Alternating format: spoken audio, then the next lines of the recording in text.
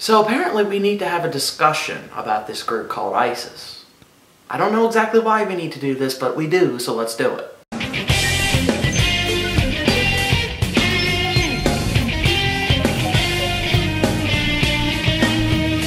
In various parts of the Middle East, we're having this group, which ISIL, ISIS, take your pick of names. They've called a few. We have this group that is through fear, terror, and violence enforcing their strict doctrines upon anyone they can. And it's not just ISIS. They're the big tag name right now that I even decided to use because they're the name that grabs attention right now. There's another group called Boko Haram, which, you know, you might remember Bring Back Our Girls if you have a memory that goes that long, where they abducted like 200 girls and young women to force into marriage and slavery. Did you ever check up on what happened with them if you followed it at all, or did you just lose interest? And if I sound like I'm coming down really hard here, to a point I'm trying to make a point, but I don't entirely blame you.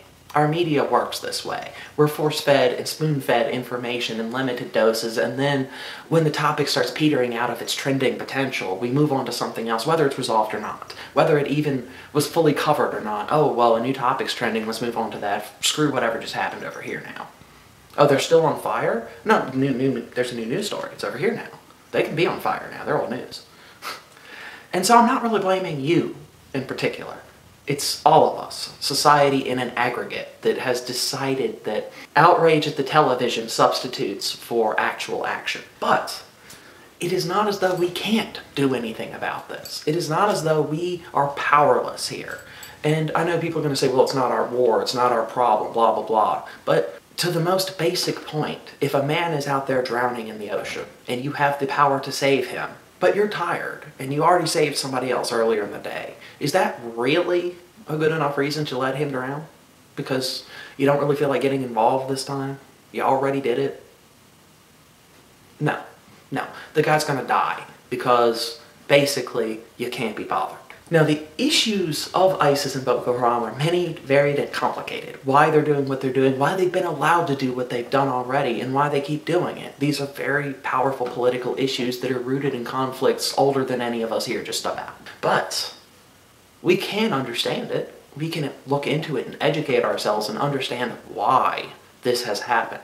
And if you want to fix a problem, and I don't mean just like plaster over it with some kind of quick fix that makes it look like it's gone, but I mean fix a problem for real, you have to kind of understand where it began. That's the first step, is if you want to solve a problem, you have to know the cause. Where did the problem begin? Where did it come from? Why is it here still? And once you understand these factors, you can create a truly comprehensive solution based on the origins of the problem. This follows, right? So given that, I think what we should do as a people here is educate ourselves. Not just a little bit, not on the trendy facts, but take a little bit. If you care at all about this issue, and read on it. Really, actually read. Look through Wikipedia. Follow the links at the bottom of that Wikipedia page. Don't just take it at face value. Look at what's happening, why it's happening, and how the people that are there are affected. Once you can understand this, you can look at the whole problem and say, okay, I have the various factors in place. Why did this happen? Okay, this led to this, which led to this, which led to this. What then should we do to stop this from leading to that again? And then you can work from there. Yes, I can't go to, Libya or wherever and fix the problem. I can't do it, and I'm sure you can't do it either. None of us in particular have the singular power to fix any of this. But we, not just you and I and all of us watching this channel, but we as a people have the power to fix this. We can change through voting, through protest, through petition, through whatever means are at our disposal, the things that we ourselves do that contribute to this problem. And if you look into the core of these issues, you will find the American and British and European imperialism footprint all over it. We had our hand to play in it. But so did local factors, which you must also understand to tackle this problem. What are the cultural divisions at play that create these problems? Where did they come from, and why are these people living together in such proximity to create such tension? And if you don't know the answers to them, don't feel ashamed, feel motivated. Why don't I know the answer to this? What is the answer to this? And then make other people aware. Activism starts through awareness. If people don't understand the cause, how could they be expected to fix it? Or even protest about it, or even talk about it whatsoever if they're completely ignorant of the cause. And maybe they're so ignorant of the cause that they don't even really know how to look it up, or what they're looking up, or what they're reading. Now, To offer my own perspective on this, but I've read up a fair bit on this. I'm no, scholar on the subject, but having at least a basic understanding of what's going on here, I would dare say that one of the best things we could do about this problem is present a viable alternative to what they're offering. What they offer their people is control through fear, first off.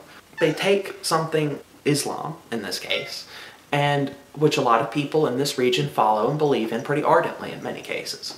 And they patronize to them. They feed fear, they feed ignorance, and they plaster it with the cover of so-called Islam. And I say so-called Islam because what they practice is not in line really with a lot of what we would consider mainstream moderate Muslims. It's not at all in line with that. And for people who are out there saying, well, Boko Haram and ISIS are examples of why the Muslims are a threat, they completely miss the point and are ignorant as shit. Let's be real. What these people are purporting as Islam and what most people follow as Islam are not even really related. Mostly, what they're bandying about as Islam is a bunch of teachings taken apart from their context and given a new, much more vile context, and then explaining it away as simply an interpretation. Oh, well, the prophet said these words, but when we take them out of their original context, spin them heavily and wrap them up with propaganda, we can now justify killing anyone we see. But isn't all religion the same? Can't you, if you cherry pick through the Christian Bible, most certainly find plenty of excuses and validations to kill anyone you want? So, rather than looking at Islam as the problem, look at the people. Look at the people purporting these beliefs, spreading them and enforcing them. Understand why they're doing it, and then, in my opinion, you do this, you find an alternative to what they're doing. You don't attack Islam, you attack those people, strip them of Islam. Tell the people, no, we support Islam as it is understood by all of these moderates, as it is understood by the main body of the faith right over here that is totally not full of violence. We give them that alternative. Look, we'll help you build your nation. We're not going to attack your Islam. We're not going to mess with your fundamental religion. All we want to do is get rid of these bad people over here. And we're not going to attack them directly, no. We're going to give you the means to build yourselves up and get rid of them.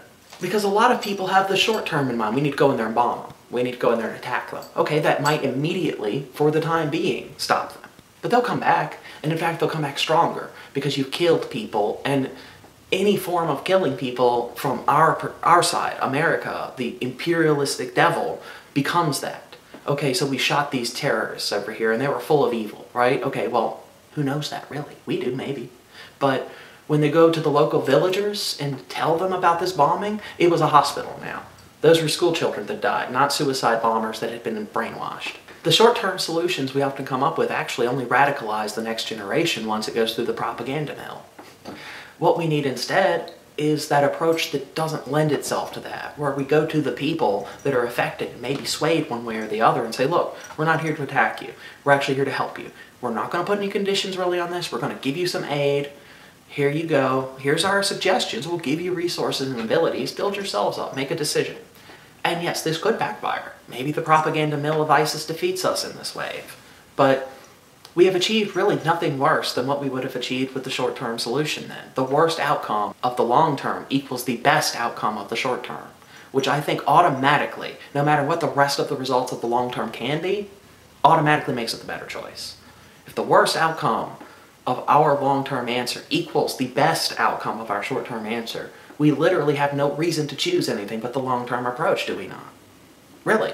Like this follows basic logic. If this one thing can give us even the chance of a better answer than any chance that the short term can give us, we should and in fact must, I think, follow that. And if we don't, as a people, at least try and at least work towards this goal of understanding and bridging the gap and making these people realize through our good intentions that we're not that different from them. If we don't even try this approach, then to a point we are becoming exactly what they paint us as. If we can only see them as our enemy, a foe worthy of being destroyed, and not just ISIS, but all of these people, then we are, in essence, what they paint us to be. Their enemy that must be destroyed at all costs. As long as we march to their tune on that, they'll have an unlimited number of fighters. If we permit the killing of them in the name of protecting ourselves, if that is our attitude towards the whole people, though, that, oh, we just need to watch them and keep them in check until they act up, and then we'll blow them up, and otherwise we'll corral them in. Why shouldn't they fight us? Why shouldn't they oppose us, really? If someone treated you that way, oh, well, you're obviously a criminal. Did you do anything to me? No, but you're a criminal, and I'm going to hold you in jail, and if you act up, I'll beat you, but otherwise you stay in jail, and there's no way for you to leave because I think you're a criminal. Why would you just stay in jail? Oh, well, I didn't do anything wrong, but he said I was a criminal, so I might as well just wait patiently in jail. No, that's not what you're going to do. You're going to fight tooth and nail against that. You're going to hate the person that put you in there for no just cause, aren't you?